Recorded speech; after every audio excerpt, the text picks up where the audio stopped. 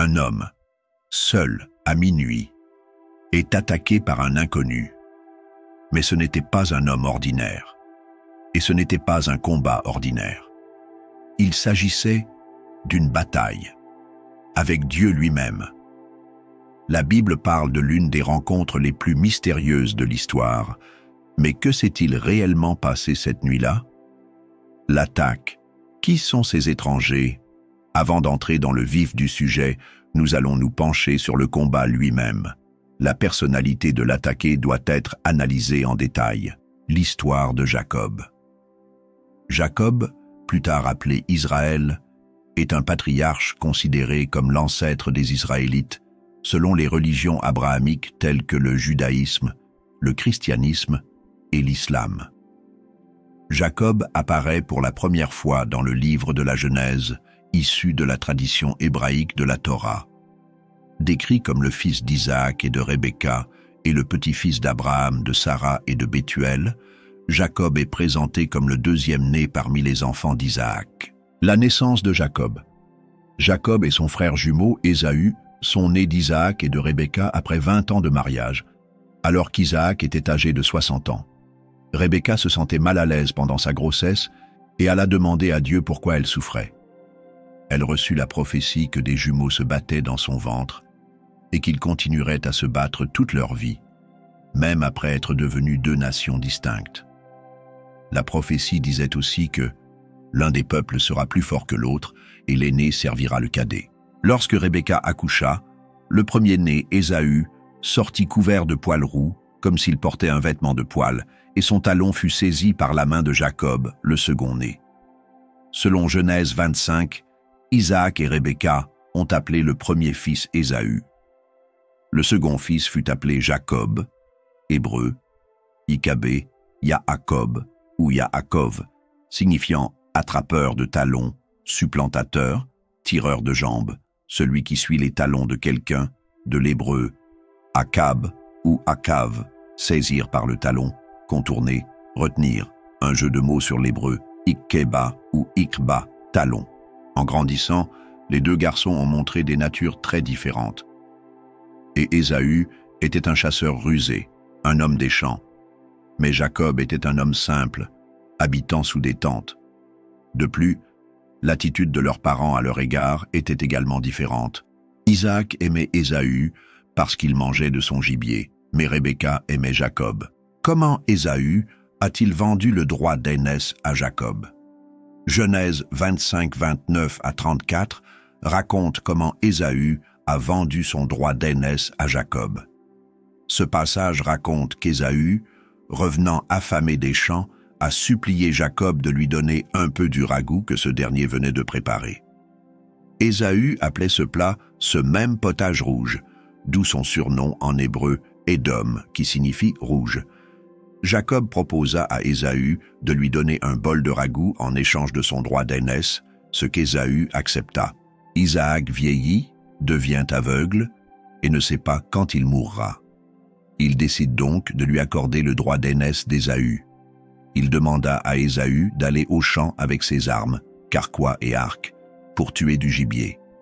Isaac demanda ensuite à Ésaü de lui préparer une viande savoureuse à partir du gibier, selon la manière dont il l'appréciait le plus, afin qu'il puisse la manger et bénir Ésaü. Rebecca a entendu cette conversation. Il est suggéré qu'elle a réalisé prophétiquement que les bénédictions d'Isaac iraient à Jacob, puisqu'il lui avait été dit avant la naissance des jumeaux que l'aîné servirait le cadet. Rebecca bénit Jacob et lui ordonne rapidement de lui apporter 2 chevreaux de leur troupeau, afin qu'il puisse prendre la place d'Ésaü pour servir Isaac et recevoir sa bénédiction. Jacob protesta en disant que son père reconnaîtrait leur tromperie, car Ésaü était poilu, alors que lui-même avait la peau lisse. Il craignait que son père ne le maudisse dès qu'il le sentirait, mais Rebecca proposa de prendre elle-même la malédiction, puis insista pour que Jacob lui obéisse. Jacob fit ce que sa mère lui demandait, et, lorsqu'il revint avec les enfants, Rebecca prépara la viande savoureuse dont Isaac raffolait. Avant d'envoyer Jacob chez son père, elle l'habilla avec les vêtements d'Ésaü et lui posa des peaux de chèvre sur les bras et le cou pour simuler une peau velue. Déguisé en Ésaü, Jacob entre dans la chambre d'Isaac. Surpris qu'Ésaü soit de retour si tôt, Isaac lui demanda comment la chasse avait pu se dérouler aussi rapidement. Jacob répondit « Parce que l'Éternel, ton Dieu, me l'a apporté. » Rachi, rabbin chercheur français, explique que les soupçons d'Isaac étaient d'autant plus grands qu'Ésaü n'utilisait jamais le nom personnel de Dieu. Isaac demande à Jacob de s'approcher pour le toucher, mais les peaux de chèvre ressemblent à la peau velue d'Ésaü. Troublé, Isaac s'exclama « La voix est celle de Jacob, mais les mains sont celles d'Ésaü. » Cherchant toujours à connaître la vérité, Isaac lui demanda directement « Es-tu mon fils Ésaü ?» Et Jacob répondit simplement « Je le suis. » Isaac mangea la nourriture et but le vin que Jacob lui offrit, puis il lui dit de s'approcher et de l'embrasser. Alors que Jacob embrasse son père, Isaac sent les vêtements d'Ésaü et accepte enfin que la personne qui se trouve devant lui soit Ésaü. Isaac a alors béni Jacob avec la bénédiction qui était destinée à Ésaü. La Genèse 27, 28 à 29 énonce la bénédiction d'Isaac. C'est pourquoi Dieu te donne la rosée des cieux et la graisse de la terre, l'abondance du blé et du vin. Que des peuples te servent, que tu sois le maître de tes frères, et que les fils de ta mère se prosternent devant toi. Maudit soit quiconque te maudit, et béni soit celui qui te bénit. Jacob avait à peine quitté la pièce qu'Ésaü revenait de la chasse pour préparer son gibier et recevoir la bénédiction. Isaac est choqué de réaliser qu'il a été trompé, mais il reconnaît que Jacob a reçu la bénédiction en ajoutant « En effet, il sera ou restera béni ». Ésaü a le cœur brisé par la tromperie et supplie qu'on lui accorde la bénédiction. Ayant fait de Jacob le chef de ses frères, Isaac ne peut que promettre « Tu vivras par ton épée, mais tu serviras ton frère. Toutefois, lorsque tu seras lésé, tu pourras secouer son joug de ton cou. » Bien qu'Ésaü ait vendu à Jacob son propre droit d'aînesse, qui était sa bénédiction, pour du potage rouge, il continuait à haïr Jacob pour avoir reçu la bénédiction que son père Isaac lui avait donnée sans le savoir. Il jura de tuer Jacob dès la mort d'Isaac. Lorsque Rebecca apprit ses intentions meurtrières, elle ordonna à Jacob de se rendre dans la maison de son frère Laban, le frère de Rebecca, à Haran, Turquie actuelle, jusqu'à ce que la colère d'Ésaü s'apaise. Elle convainc Isaac de renvoyer Jacob en lui disant qu'elle désespère de le voir épouser une fille du pays, issue des familles idolâtres de Canaan, comme l'avait fait Ésaü. Après qu'Isaac eut renvoyé Jacob pour qu'il se trouve une femme, Ésaü se rendit compte que ses propres femmes cananéennes étaient mauvaises aux yeux de son père, et il prit une fille du demi-frère d'Isaac, Ismaël, comme autre femme. Près de Luz, en route vers Haran, Jacob a eu la vision d'une échelle, ou d'un escalier, s'élevant jusqu'au ciel et sur laquelle des anges montaient et descendaient, ce que la culture populaire a appelé par la suite l'échelle de Jacob. Il entendit la voix de Dieu qui répétait de nombreuses bénédictions à son égard, venant du haut de l'échelle. Selon les Pirkei de Rabbi Eliezer, ouvrage agadique midrashique d'exégèse de la Torah et de récits bibliques, l'échelle signifiait les exils que le peuple juif devait subir avant la venue du Messie juif. Traditionnellement, l'ouvrage est attribué au Tana Eliezer ben Hyrcanus et à son école. L'échelle signifiait les exils que le peuple juif subirait avant la venue du Messie juif. Les anges qui représentaient les exils de Babylonie, de Perse et de Grèce montaient chacun un certain nombre de marches, parallèles aux années de l'exil, avant de tomber. Mais l'ange représentant le dernier exil, celui d'Édom, continuait à monter de plus en plus haut dans les nuages. Jacob craignait que ses descendants ne soient jamais libérés de la domination d'Ésaü, mais Dieu lui assura qu'à la fin des temps, Édom tomberait lui aussi. Le matin, Jacob se réveilla et poursuivit sa route vers Haran, après avoir nommé l'endroit où il avait passé la nuit Béthel, la maison de Dieu. Tout a commencé avec la famille de Jacob. Au verset 1 à 6, Jacob est âgé d'environ 75 ans et, au chapitre 29, nous le voyons arriver à destination. Comme le serviteur qui a retrouvé sa mère, Jacob arrive à un puits où il rencontre Rachel, une bergère, fille de son oncle Laban. En voyant Rachel, VS 7-12, il est submergé par l'émotion d'avoir retrouvé sa famille. Il l'embrasse, ce n'est pas romantique, mais c'est une salutation familiale, et se réjouit de l'avoir retrouvée. Elle court l'annoncer à sa famille. Lorsque Laban apprit la nouvelle de la naissance de Jacob, fils de sa sœur, il courut au-devant de lui, le prit dans ses bras, l'embrassa et l'amena dans sa maison. Jacob raconta à Laban tout ce qui s'était passé. Laban lui dit « Tu es mon os et ma chair ». Il resta 1 mois chez lui. Laban dit à Jacob « Puisque tu es mon parent, dois-tu me servir pour rien? Dis-moi, quel sera ton salaire ?» Laban avait 2 filles. L'aînée s'appelait Léa et la cadette Rachel.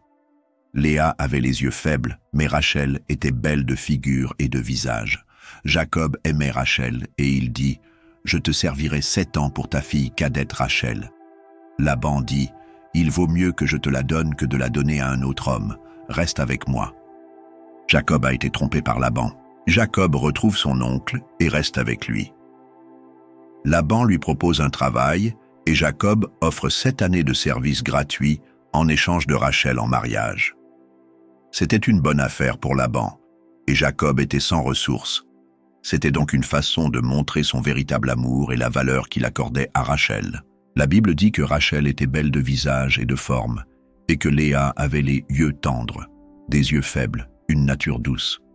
Jacob servit donc 7 ans pour Rachel, et ces 7 années ne lui parurent que quelques jours à cause de l'amour qu'il avait pour elle. Jacob dit à Laban « Donne-moi ma femme, car mon temps est accompli. » Laban rassembla tous les hommes du lieu et fit un festin. Le soir, il prit sa fille Léa et la lui amena. Laban donna aussi sa servante Zilpa à Léa, sa fille, pour qu'elle lui servît de servante. Le matin, voici, c'était Léa. Elle dit à Laban « Qu'est-ce que tu m'as fait? N'est-ce pas à cause de Rachel que j'ai servi chez toi? Pourquoi donc m'as-tu trompé ?» Laban répondit « Il n'est pas d'usage chez nous de marier la cadette avant l'aînée. Achève la semaine de celle-ci, et nous te donnerons aussi l'autre pour le service que tu feras chez moi pendant 7 autres années. » Jacob fit ainsi et acheva sa semaine, et Laban lui donna sa fille Rachel pour femme. Laban donna aussi à sa fille Rachel sa servante Bila. Il est intéressant de noter que Laban ne fait pas un geste pour remplir sa part du marché jusqu'à ce que Jacob insiste, ce qui aurait dû être un avertissement. Jacob est trompé de la même manière que son père. Il confronte Laban qui justifie ses actions en se basant sur la coutume. Un nouvel accord est conclu, la semaine de Léa est accomplie pour confirmer le mariage, et Jacob peut alors être avec Rachel. Il accepte cet accord et, une semaine plus tard, consomme sa relation avec Rachel et reste travailler pour Laban encore 7 ans. Les raisons initiales de la lutte contre Dieu. Jacob a eu 12 fils de Léa, Rachel et de leurs servantes. Il ne s'agissait pas d'adultère, car les 2 femmes étaient ses épouses légales, et les enfants qu'il avait eus avec les servantes étaient tous légalement les siens, selon la coutume de l'époque. Il s'agissait de polygamie, ce qui n'était pas conforme au plan initial de Dieu dans le jardin. Cependant, à l'époque précédant Moïse, Dieu l'a autorisé. Ésaü a été condamné pour avoir épousé des femmes païennes, et non pour avoir eu 2 femmes. Jacob n'a jamais été condamné ou réprimandé pour ses nombreuses femmes. Cependant, le caractère contre nature de cette pratique devient évident lorsque nous voyons les problèmes qu'elle engendre. Léa a eu 4 fils avec Jacob, nommés Ruben, Siméon, Lévi et Juda, et après avoir donné naissance à chacun d'eux, elle répétait avec insistance « Parce que le Seigneur a vu mon malheur, mon mari m'aimera. » L'amour n'a jamais été aussi fort envers Léa qu'envers Rachel. Puis elle cessa d'enfanter. Léa est détestée, en ce sens qu'elle n'est pas la préférée, et Dieu lui permet de concevoir rapidement. Sa fertilité augmente sa valeur et son attrait pour son mari. Elle nomme ses enfants en conséquence. Ruben, voici un fils Siméon, écoute Lévi, attachement Judas, louange. Nous voyons dans son attitude et dans les noms qu'elle donne à ses fils qu'elle aime Jacob, qu'elle désire qu'il soit près d'elle et qu'elle est une femme spirituelle qui a la foi et la confiance dans le Seigneur. Les sœurs allaient-elles à l'encontre de la règle de Dieu? Voyant qu'elle ne donnait pas d'enfant à Jacob, Rachel devint jalouse de sa sœur. Elle se disputa avec Jacob, lui fit épouser sa servante Bila, et dit à Jacob, « C'est par elle que j'aurai aussi des enfants. » Elle lui donna pour femme sa servante Bila. Bila enfanta un fils à Jacob. Rachel dit, « Dieu m'a donné raison, il a entendu ma voix et m'a donné un fils. » Elle lui donna le nom de Dan. Bila, la servante de Rachel, enfanta un second fils à Jacob. Rachel dit, « J'ai lutté avec ma sœur dans des combats acharnés, et je l'ai emporté. » Elle lui donna le nom de Nephtali. Lorsque Léa vit qu'elle ne portait plus d'enfants, elle prit sa servante Zilpa et la donna pour femme à Jacob. Zilpa, la servante de Léa, enfanta un fils à Jacob. Léa dit, « Quelle chance !» Elle lui donna le nom de Gad. Zilpa, la servante de Léa, enfanta un second fils à Jacob. Léa dit, « Je suis heureuse. Les femmes m'appelleront heureuse. » Elle lui donna le nom d'Acher. Bien des années plus tard, verset 22 à 24, Rachel donne enfin naissance à un fils et l'appelle Joseph, qui signifie enlever et ajouter. Alors que Rachel reste stérile, Léa donne naissance au premier fils de Jacob, Ruben. Puis 11 autres fils naquirent de Léa, de Rachel et de leurs 2 servantes. Ces fils seront à l'origine des 12 tribus d'Israël. Après la naissance de Joseph, premier enfant de Rachel et 11e de Jacob, ce dernier demanda à Laban de le renvoyer dans son pays. Laban demanda à Jacob de rester en lui disant de nommer son salaire. Jacob ne demanda que les brebis et les chèvres mouchetées et tachetées de tous les troupeaux de Laban qu'il gardait afin de constituer ses propres troupeaux. On ne sait pas exactement comment ni pourquoi cela a fonctionné, mais Jacob a placé des branches rayées devant les troupeaux lorsqu'ils se sont accouplés, et cela a donné une progéniture tachetée et mouchetée qu'il a pu s'approprier. Jacob n'a fait cela qu'avec les animaux forts, de sorte que ses troupeaux sont devenus forts tandis que Laban avait des troupeaux faibles. Jacob se rendit compte que l'attitude de Laban et de ses fils à son égard avait changé. C'est alors que Dieu ordonna à Jacob de retourner dans le pays de ses pères, accompagné de sa promesse, « Et je serai avec toi. » Jacob quitta Haran, emmenant avec lui ses femmes et ses enfants, ainsi que tous les troupeaux qu'il avait accumulés. Lorsque Laban apprit le départ de Jacob, il le poursuivit. Mais Dieu lui dit en songe de ne rien dire à Jacob, ni en bien ni en mal. Laban a demandé à Jacob pourquoi il était parti en secret et a dit qu'il aurait pu faire du mal à Jacob si Dieu ne l'avait pas averti. Il accuse également Jacob d'avoir volé les idoles de sa maison. Poursuivant la tradition de tromperie, Rachel, qui avait pris les idoles à l'insu de Jacob, les cacha à son père pendant qu'il les cherchait. Laban et Jacob finissent par se séparer après avoir juré de ne pas envahir leurs terres respectives. Événement précédant la lutte avec Dieu, Jacob doit faire face à son frère Ésaü. Bien que 20 ans se soient écoulés depuis qu'ils se sont vus pour la dernière fois, le souvenir de la menace d'Ésaü de tuer Jacob ne l'a jamais quitté. Jacob envoya des messagers devant lui avec des cadeaux, en leur demandant de dire à Ésaü qu'il le suivait. Les messagers revinrent vers Jacob et lui annoncèrent qu'Ésaü venait à sa rencontre avec 400 hommes.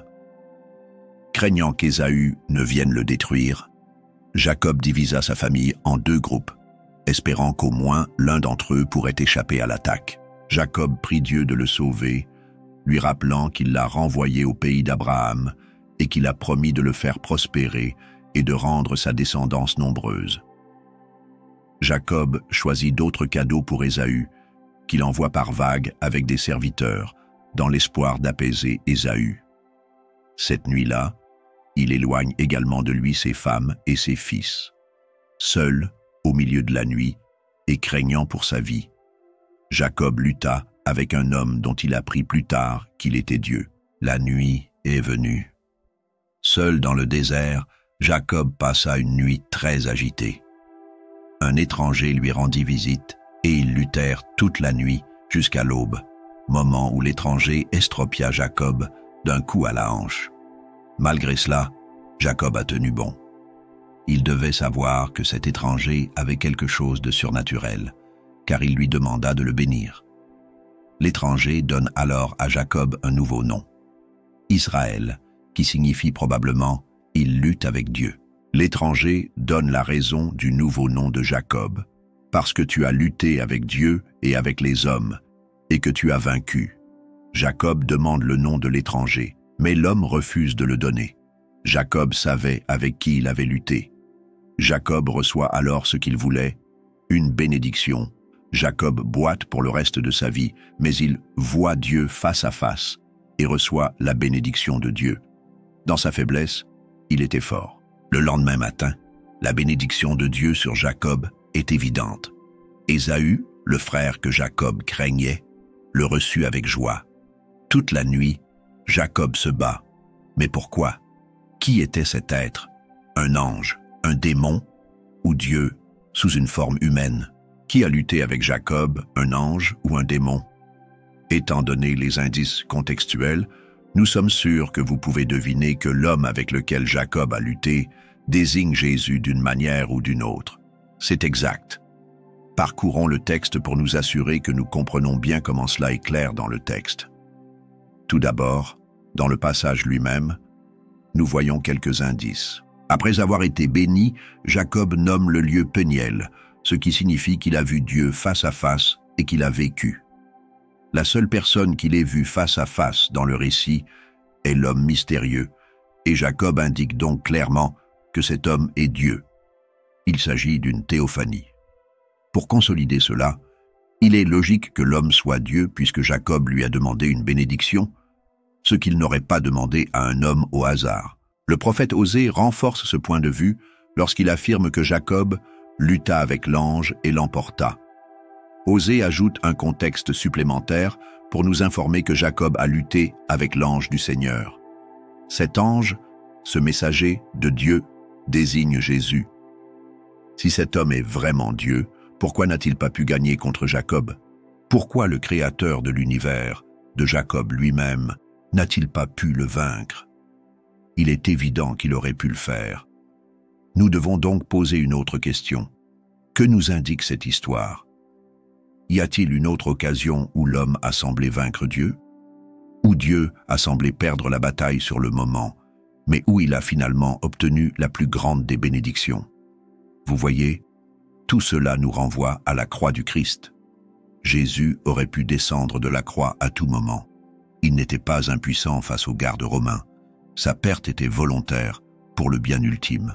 La lutte psychologique, peur, culpabilité, destin. Cette histoire montre essentiellement, d'un point de vue psychologique, que lorsque les gens se retrouvent dans ces batailles nocturnes, épuisantes et sans issue avec le Créateur, ils ne doivent pas oublier que leurs efforts ne sont pas vains. Jacob ne luttait pas seulement avec un étranger, il luttait contre son passé, ses mensonges, ses peurs, sa culpabilité d'avoir trompé son frère Ésaü. Mais ce combat ne se résume pas à la culpabilité. C'était une question de destin. Mais pourquoi Jacob avait-il tant besoin de la bénédiction de Dieu? La malédiction de Rebecca encore et toujours, Jacob agit comme un serpent.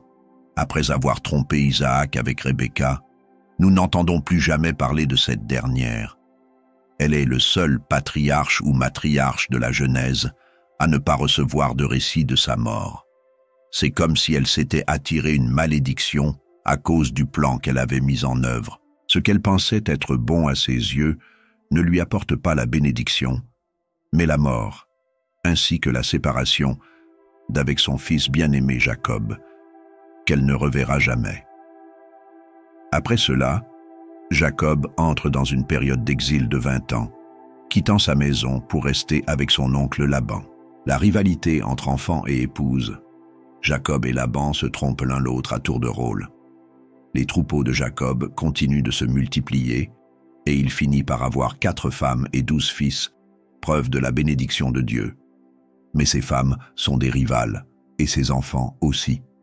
Sa famille est divisée et se blesse constamment les uns les autres, et tout cela découle de l'incapacité de Jacob à faire confiance à Dieu. Il reste déterminé à s'emparer des dons de Dieu par la force, aux dépens des autres. À la fin de cet exil, alors que Jacob se prépare à rencontrer à nouveau son frère Ésaü, il reste éveillé toute la nuit à manigancer, en voyant ses femmes et ses enfants devant lui dans l'ordre inverse de leur importance. C'est alors que Dieu se présente pour lutter avec lui et frappe Jacob. Parce que Jacob ne veut pas recevoir la bénédiction de Dieu, Dieu le blesse à l'endroit qui lui a permis de générer ses propres bénédictions. Jacob lutte contre Dieu pour obtenir la bénédiction que Dieu lui destinait depuis le début, une image résumant la vie de Jacob. C'est Jacob qui est à blâmer. Pour le reste de sa vie, Jacob marche en boitant. C'est un élu blessé, un peu comme d'autres élus blessés que nous rencontrerons plus tard dans l'histoire de la Bible, notamment le serviteur souffrant d'Isaïe. Mais à la différence du serviteur souffrant, Jacob a provoqué sa propre douleur. Le serviteur souffrant est juste, et ses blessures sont reçues au nom des péchés des autres. La révélation, une nouvelle identité. D'après les écrits anciens, on sait que l'étranger regarda Jacob et lui dit « Ton nom ne sera plus Jacob, mais Israël, car tu as lutté avec Dieu et avec les hommes, et tu as vaincu. » Alors que Jacob combat Dieu, Dieu le transforme en quelque chose de nouveau. Pendant le combat, le nom Israël pourrait signifier « Il combat Dieu », car Jacob a activement combattu avec Dieu. Il est passé du statut de voleur de talons à celui de combattant de Dieu. Et puis, à la fin, nous avons un Jacob qui s'en va en boitant, avec un rappel physique que Dieu le précède et se bat pour lui. Cet homme passe de Jacob, le trompeur qui prend les talons, à Israël, le combattant de Dieu, et Dieu se bat pour Israël. Voyez-vous le changement? Dieu fait entrer en lui la nouvelle nature de Jacob. Il passe de la prise de talons à la lutte contre Dieu, puis à la lutte contre Dieu. Et dans ce dernier moment, enfin, pour la première fois dans la vie de Jacob, il met l'accent sur Dieu et les voies de Dieu plutôt que sur Jacob et les voies de Jacob. L'ancien talonneur n'est plus là. À sa place se trouve Israël, celui qui s'est battu avec Dieu et qui a gagné, et celui qui fait maintenant confiance à Dieu pour se battre pour lui. Son nom est passé de voleur de talons à combattant de Dieu, puis à combattant de Dieu. Mais que s'est-il réellement passé cette nuit-là? Certains spécialistes pensent que Jacob a lutté avec un ange. D'autres insistent sur le fait qu'il s'agissait de Dieu lui-même, sous une forme humaine. D'autres encore suggèrent « Jacob a lutté avec sa propre conscience, ses démons intérieurs personnifiés. » Nous allons nous pencher sur les théories relatives à la force qui luttait avec Jacob. Dans le cas de Jacob, nous pouvons voir le lien entre sa lutte avec un homme qui est également un être spirituel. La Torah affirme que nous sommes créés à l'image de Dieu, puisque les êtres humains possèdent des attributs spirituels. La dichotomie entre les pulsions physiques et spirituelles de l'homme est une source permanente de lutte intérieure. Être humain, c'est être en désaccord avec ses volontés supérieures et inférieures qui s'affrontent. Ainsi, le combat de Jacob représentait une lutte intérieure avec sa propre identité. Il luttait contre le doute et des traits de caractère contradictoires en lui-même. La lutte contre les forces d'Ésaü. Certains scientifiques pensent que l'ange auquel Jacob s'est attaqué est un ange qui représente son frère, Ésaü. Les commentaires expliquent que les tribus juives ont été opprimées par la main d'Ésaü, qui symbolise les nations gentilles qui s'opposent au peuple d'Israël. Le rôle destructeur d'Ésaü a pris 2 formes. La première a été l'extermination physique par l'oppression et la guerre. La seconde approche est encore plus insidieuse. Ésaü semble se réconcilier avec son frère et lui tend la main en signe d'amitié. Jacob s'en est allé blessé, mais béni. Son nouveau nom, Israël, devint une nation. L'histoire des dernières années de Jacob fait partie de l'histoire de Joseph, son fils, qui fut finalement assimilé à toutes les tribus qui composaient le royaume du Nord. À la fin de sa vie, une famine pousse Jacob et ses fils à émigrer en Égypte, où il retrouve son fils Joseph, qui avait disparu quelques années auparavant. Israël mourut en Égypte à l'âge de 147 ans et fut enterré en Canaan à Hébron. Ainsi, cette partie de l'histoire de l'humanité concerne davantage les personnes qui luttent encore, avec des doutes, des peurs et des questions quotidiennes à propos de Dieu.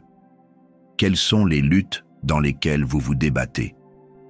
Partagez vos réflexions ci-dessous et n'oubliez pas de vous abonner pour plus de mystères de la Bible.